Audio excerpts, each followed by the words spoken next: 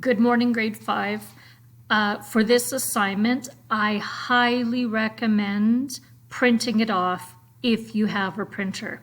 It's a little time consuming if you don't.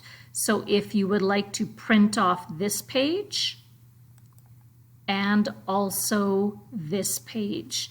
Now I'm going to have this page also as a PDF. So if you have a printer, maybe get mom or dad to help you print it off. Okay, so today we're just going to be graphing.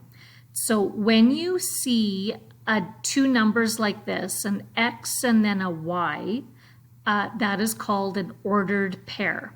So the X means the X line, which is the line that goes to the left and to the right. The Y number is this line. So it's the line that goes up and down. So everything that you will be plotting has to go along the x-axis first and then up the y-axis. So for instance, the first of the ordered pairs that you have to plot, and I've just copied these down from this other page, 23, 11. So 23, 11. So that means I have to go 23 across. So there's my 23 and 11 up. So if I follow the line along, it is this one right here. So I'm going to grab a dot from the side and bring it to the right spot. And when I click off of it, it's over there. So I've tried a few different ways to do this, but using the dots that I've made for you worked the best. Okay, the next one has to be 22 across and still 11 up. Well, that would be right there. So I'm going to grab a dot, bring it over, and put it in the right spot. So there are two of them.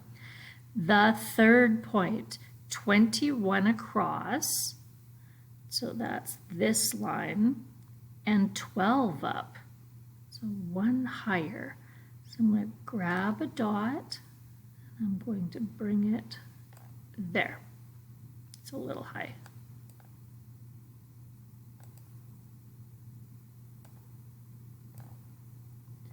Okay, now these dots will run out, so if you need more, do this. So find a dot and click on it, and then go right click, copy, right click, paste.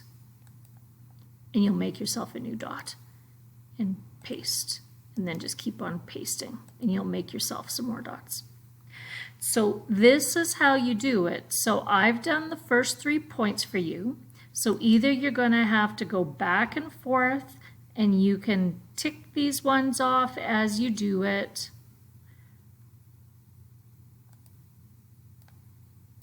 So I did that one, I did that one, and I did that one.